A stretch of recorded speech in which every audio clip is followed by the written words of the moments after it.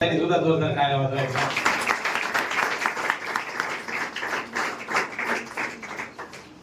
लगेच कार्यक्रमाला सुरुवात करूया. सर्वांचं या ठिकाणी चैतन्य थोडा आवाज वाढव. मनापासून स्वागत करतो आपल्या या द जयवर्धन क्लासेसच्या माध्यमातून.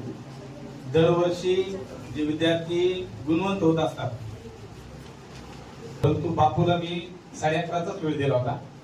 त्या अनुषंगानं आपण कार्यक्रमाला लागली सुरुवात करूया.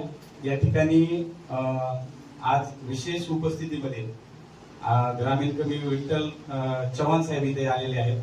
त्याचबरोबर आमचे मार्गदर्शक कुटे बापू सुद्धा या ठिकाणी आलेले आहेत. तर या ठिकाणी अकॅडमीच्या वतीने त्यांचं स्वागत करणं आपलं आद्य कर्तव्य आहे.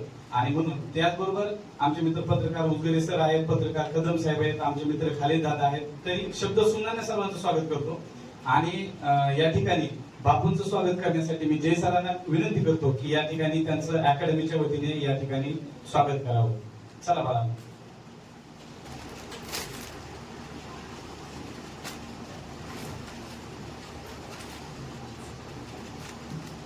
आपल्या सगळ्यांना जायचं आहे, गडबड आहे, याची जरी मला काळजी असली तरी आपण आपल्या लेकरांसाठी एकदाच वर्षातून मला भेटायला या ठिकाणी गेला. त्यामुळे हा कार्यक्रम अवघ्या 1 तासामध्ये आपण करूया.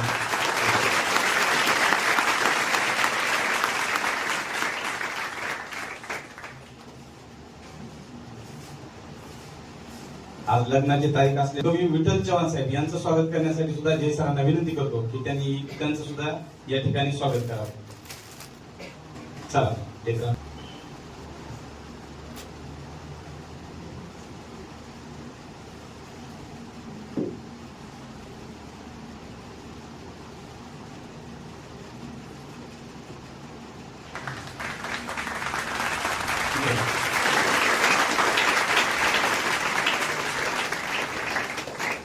यानंतर ज्यांच्यामुळे आम्ही ही दत्तक योजना सुरू केली या वर्षीपासून आमचे मार्गदर्शक माझे वडील टी.जी. नाथ भजन सर, माजी मुख्याध्यापक के. प्रशा बाबळगाव यांचं सुद्धा स्वागत करण्यासाठी जय सरांनाच विनंती करतो की पहिल्यांदा अकॅडमीत माझ्या क्लासमध्ये आतापर्यंत कार्यक्रमात आले. आतापर्यंत त्यांनी कधीच कार्यक्रमात आले नाही. त्यांचंच मार्गदर्शन आहे. परंतु यावर्षी आम्ही ते 50 विद्यार्थी त्यांच्यामुळे दत्तक घेतले. जोरदार सरांसाठी सुद्धा टाळ्या वाजवा.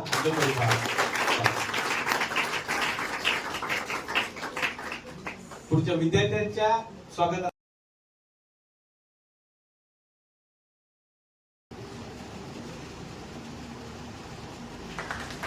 या ठिकाणी बाकी सर्व मान्यवरांचं शब्दसुमनाने स्वागत करतो. कारण त्यांच्या पाल्यासोबत आम्ही त्यांचं स्वागत आणि सत्कार करणारच आहोत. त्यामुळे त्यांचं तुर्तास या ठिकाणी टाळतो. या कार्यक्रमासाठी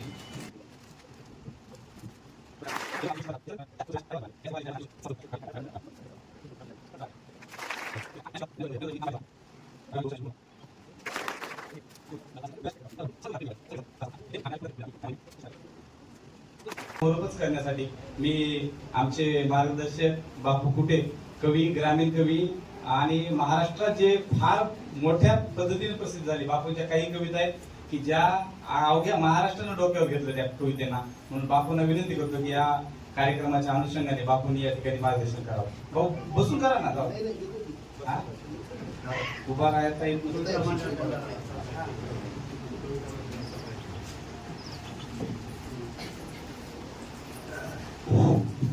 आदरणीय विचारपीठ व सर्व गुणवान विद्यार्थी व त्यांचे पालक व आमचे मित्र नाथ भजन सर व त्यांचे 2 रत्न आणि त्यांच्या सुनबाई आणि पत्रकार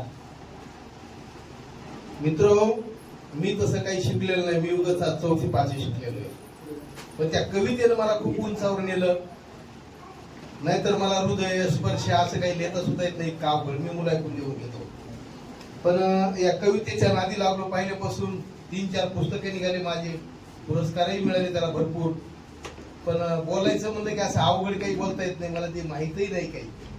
पण मित्रहो, नाथ भजन सर खरंच गुणवान आहेत आणि त्यांच्या पोटी हे 2 हिरे आलेत मित्रांनो. आणि त्यांच्या सुनबाई सुद्धा तशाच मिळाल्या त्यांना. कारण आजची परिस्थिती इतकी वाईट झालेली आहे की आई बापाकडे कोणीही बघत नाही. पण त्याने दोन्ही मुलांचं किती प्रेम आहे त्यांच्या वडिलावर आम्ही हे जवळून पाहिलं. कारण ते आजारी होते तेव्हा आम्ही 3-4 वेळेस भेटायला आलो. ते कुठं जर असं जायचं म्हणले तर त्या वडिलाला धरून आणतात, गाडीत बसून तिकडं तिथपर्यंत येतात, फिरवतात त्यांना. असं कोणी करत नाही आता. जेवढे श्रीमंत जेवढे शिकलेले माणसं आहेत ना तेवढे बदमाश झाले. तर आई वडिलाला जवळ बी येऊ देत नाही ते.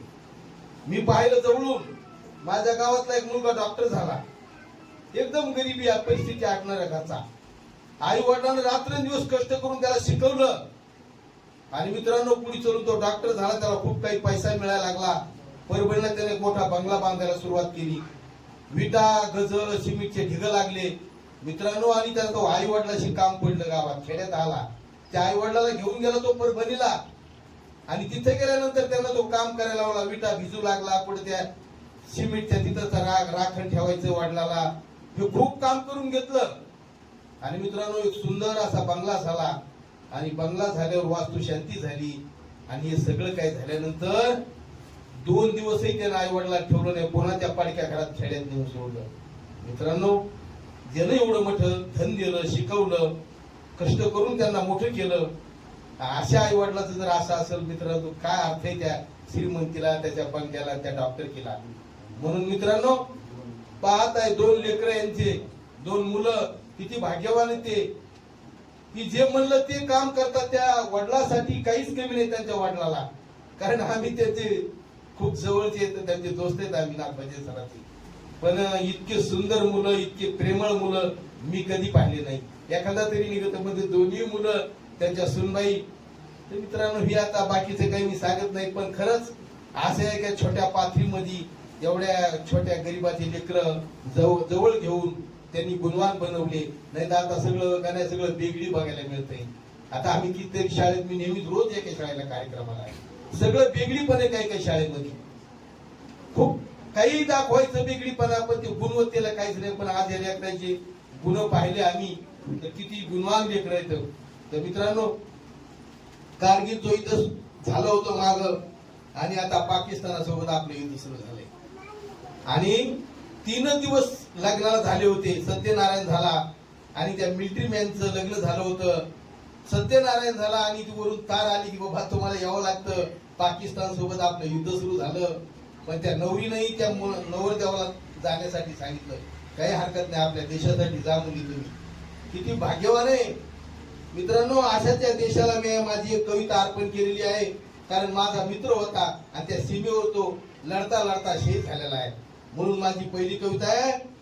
बर्फाच्या त्या मेरूवरती रक्त सांडलेले वीरांचे. मित्रांनो तुम्हाला आम्हाला काही माहित नाही. तुमचं आमचं राखण, या देशाचं राखण ते सैनिक करतात. त्या सीमेवर हातात बंदूक घेऊन रात्रंदिवस झाकतात मित्रांनो. तेव्हा आपल्याला कुठेतरी आनंदात खाता येतो, आराम करता येतो. ते जर जरासे झोपले तर आपलं काही खरं नाही. म्हणून अशा शूर जवानांसाठी माझी कविता. बर्फाच्या त्या मेरूवरती रक्त सांडलेले वीरांचे. बर्फाच्या त्या मेरूवरती रक्त सांडलेले वीरांचे. देशासाठी प्राणास मुकले धन्य कुळ त्या शूरांचे. देशासाठी प्राणास मुकले धन्य कुळ त्या शूरांचे. तोफाचे ते होऊन गोळे केले रक्षण देशाचे. तोफाचे ते होऊन गोळे केले रक्षण देशाचे. मायभूमी ग तुझ्याच साठी प्राण सांडले मोलाचे. मायभूमी ग तुझ्याच साठी प्राण सांडले मोलाचे. काळा संगे देऊनी झुंज. काळा संगे देऊनी झुंज जागविले हो वचनाचे. मरणाचे ते भय न आम्हा सोने झाले जीवनाचे. मरणाचे ते भय न आम्हा सोने झाले जीवनाचे. नका रडू कुणी आमच्यासाठी. नका रडू कुणी आमच्यासाठी. नका करू कुणी खंत. भारत माते तुझ्याच पोटी ऐसे येतील जन्मा अनंत. भारत माते तुझ्याच पोटी ऐसे येतील जन्मा अनंत. एकच आमुचे वचन अवघे एकच आमुचे नाते. एकच आमुचे वचन अवघे एकच आमुचे नाते. सदैव आम्ही करीतो वंदन तुझं पवित्र भारत माते. सदैव आम्ही करीतो वंदन. मित्रांनो असं ह्या देशाचं राखण करणारा शूर जवान, त्याच्यासाठी मी एक कविता लिहिली होती ती तुमच्या पुढे सादर केली.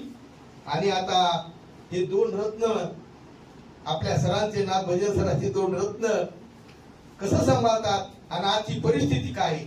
बघा ही कविता माझी. जमाना सुधारला, माणसं चंद्रावर गेली, पण वृद्धाश्रम खूप निघायला लागले. तर आई वडील बेकार झालेत मित्रांनो, त्यांना खाला नाही, त्यांना राहायला जागा नाही.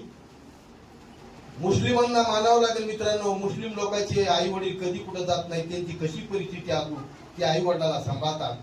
म्हणजे मोठे लोक झालात, त्यांना खूप काही पैसा आहे त्यांच्याकडे, त्यांच्या मात्र आई वडिलाची फजिती आहे.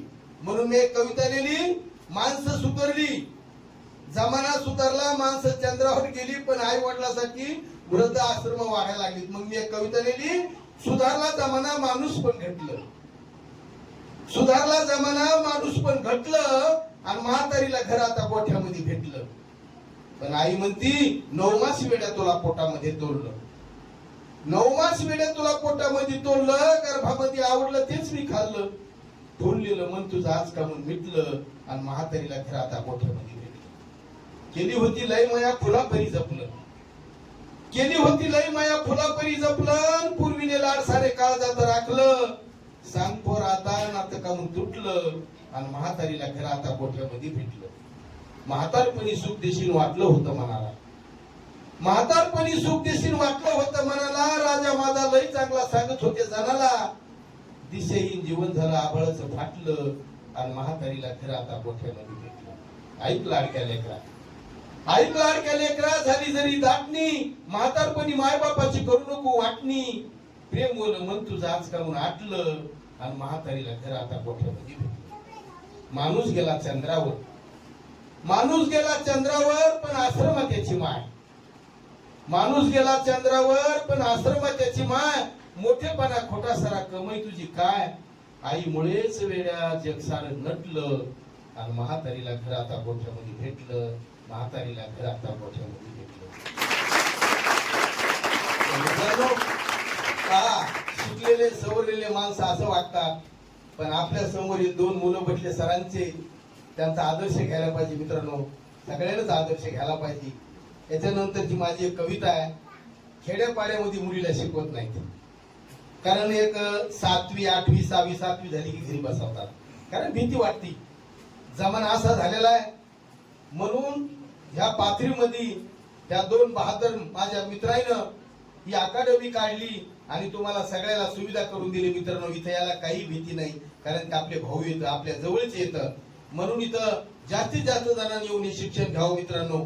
त्याच्यानंतरची माझी कविता माझ्या खेड्यामधली आहे. मला या शाळेमध्ये ना काही शाळेमध्ये पुस्तकं वह्या द्यायची, मीच गरीब आहे, पण मला माझ्याकडे काय आलं की मला राहत नाही. तर मी शाळेत जातो, शाळा एक सुरू होऊन समजा 8-15 दिवस झाले की शाळेत जायचं आणि विचारायचं, कोणी कोणी वह्या आणल्या, कोणी कोणी दप्तर आणले, कोणी नाही आणले. असंच एकदा गेलो विचारलं तर सगळ्यांनी दप्तर वह्या आणल्या होत्या, पण 4-5 जणांनी आणल्या होत्या. एक मुलगी होती, त्या मुलीने हात वर केला. मी मला अगं 15 दिवस झाले शाळा सुरू होऊन तू अजून का आणलं नाही? ती म्हणे, काका तुम्हाला माहिती आहे माझे पप्पा पितात म्हणून. माझ्या आईनं महिनाभर काम केलं की माझ्या लेकीनं दप्तर वह्या सगळं काही आणावं, म्हणून त्या आईनं माझ्या पैसे जमा केले 2-3 हजार रुपये, आणि गाडग्यामध्ये डाळीमध्ये लपून ठेवले, गाडग्यात उतरून देत अजून खेड्यापाड्यात. आणि म्हणली आता 2-3 दिवस अजून काम करते, मग तिला सगळं साहित्य आणते. आणि आई गेली कामाला कुठेतरी, पिदाड आलं, सगळं घर धुंडाळलं, आणि त्या डाळीतले ते पैसे काढले आणि पाथरीला येऊन सगळं पिऊन टाकले, ते सगळे पैसे उडून टाकले, असं तिनं मला सांगितलं. म्हणजे मला सांगा बापू आता कुठून आणू दप्तर? मग मी त्याला एक दिवस भेटलो, त्याला म्हणलं, नालाय का, अरे एवढी छान तुझी लेकरू, एवढी गुणवान तुझी मुलगी, आणि तिला शिकू दे ना, तू तर काही रुपयाची मदत करीत नाही, पण बायकोचे सुद्धा पैसे तू दारूत घालायलास. म्हणून त्याला मी त्याच्यावर एक कविता लिहिली होती, नको राहूस आडानी भोळा, जरा लेकीला शिकव शाळा. नको राहूस आडानी भोळा, जरा लेकीला शिकव शाळा. जग गेलंय बघ हे चंद्रावर, आपण बसलो तर घरीच उमऱ्यावर. नको लावूस हात तू भाळा, जरा लेकीला शिकव शाळा. देशात झाली या प्रगती स्पर्धा, तुझ्या डोक्याचा रिकामा झालाय खुर्दा. दारू पिऊन करू नको चाळा, जरा लेकीला शिकव शाळा. आता यंत्राचा मानव करीतो काम हाडमासाचा तू झालास वेड्या हराम नको कमवू पैसा काळा जरा लेकीला शिकव शाळा कुठे शाहीर सांगतो जरास ऐका देत सरकार सुविधा सुंदर बाका द्या वचन कायदा पाळा जरा लेकीला शिकव शाळा. अशी त्या मुलीसाठी मी एक कविता लिहिली होती. तर पुन्हा एक कविता आहे माझी. शिकल्यानंतर माणूस किती सुधरतो आणि त्याला कोणी लुटत नाही आणि आडाणी राहिल्यानंतर मग त्याची किती फजिती होती संसारामध्ये. आणि तुम्ही जर असं नाथ भजन सराच्या या मुलाच्या शाळेमध्ये जर येऊन शिकलात मित्रांनो तर जीवनामध्ये तुम्हाला कोणी फसवणार नाही अशी मी गॅरंटी देतो. आणि माझी एक कविता आहे की शेतकऱ्या गावात लिहिलेल्या 2 मुलं 10-15 एकर शेती आणि 5-7 पत्राचं घर त्यांचं रात्रंदिवस कष्ट केले मित्रांनो. पण त्याचं जे बदलं पत्र फुटलेलं होतं त्याला छिद्र होती. मग ते पाऊस आला की ते छिद्रानं ते घरात कळायचं. मग त्या रात्रंदिवस ते त्या बाईनं ते तांब्या टेप वाटी टेप गिलास टेप घर भिजली म्हणून टाकायचं आणि पुन्हा पाऊस बंद झाला की त्यातलं साचलेलं पाणी बाहेर नेऊन टाकायचं. मग त्या शेतकऱ्याला मी एक दिवशी भेटलो आणि म्हणलं काका अहो तुमचं मधलं पत्र फुटलेलं आहे तेवढं पत्र बदला म्हणलं. तुमची बायको रात्रंदिवस परेशान होती म्हणलं त्या फुटलेल्या पत्राचं पाणी काढू. ते मला म्हणलं अरे वेड्या तूही शेतकरी आहेस काय होतं शेतीमध्ये. मी म्हणलं काका थोडा विचार करा तुम्हाला लुटणारे लोक कोण आहेत त्यांना शोधा मग तुम्हाला कळलं म्हणलं. म्हणून मी कविता त्या शेतकऱ्यावर लिहिली तुला कळलंच नाही तू शिकलाच नाहीस आढाणी राहिला म्हणून तुझी जीवनामध्ये फजिती झाली. म्हणून त्याला कविता लिहिली तुला नाही कळालं ते मला नाही पटलं तुला नाही कळालं ते मला नाही पटलं शेतकरी दादा तुला दलालानं लुटलं. मोठ्याल्या शहरात साहेबाचे बनले खिडकीला काच बघ किती त्याचे चांगले. मोठ्याल्या शहरात साहेबाचे बनले खिडकीला काच बघ किती त्याचे चांगले. घरावरलं पत्र तो या जागोजागी फुटलं शेतकरी दादा तुला दलालानं लुटलं. 5-5 हजाराचा साहेबाचा ड्रेस 5-5 हजाराचा साहेबाचा ड्रेस मळ नाही कुणी नाही बघ किती फिरेस. कुजलेलं धोतर ते ह्या गुडघ्यावर फाटलं शेतकरी दादा तुला दलालानं लुटलं. साहेबाचं जेवण बिअरबार मध्ये असतं साहेबाचं जेवण बिअरबार मध्ये असतं. बिअर पिऊन चिकन खाऊन साहेब झाला मस्त. भाकरीवर तो ह्या बिन तेलाचं पिठलं शेतकरी दादा तुला दलालानं लुटलं. साहेबाचं काम फॅन खाली चालतं साहेबाचं काम फॅन खाली चालतं. परदेशाची साहेब जागेवर बोलतं अंगातलं रक्त तुझ्या अंगात आटलं शेतकरी दादा तुला दलालानं लुटलं. साहेबाचे लेकरं बघ किती शिकले साहेबाचे लेकरं बघ किती शिकले शिक्षण घेऊन शहाणे झाले पुढं थकले. तुझं रक्त ऐकून त्याचं नवल तुला वाटलं शेतकरी दादा तुला दलालानं लुटलं.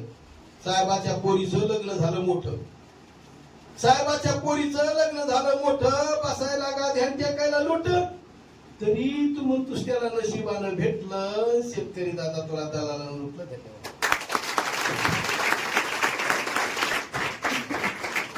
अगदी बापू हे ग्रामीण भागात राहणारे आहेत.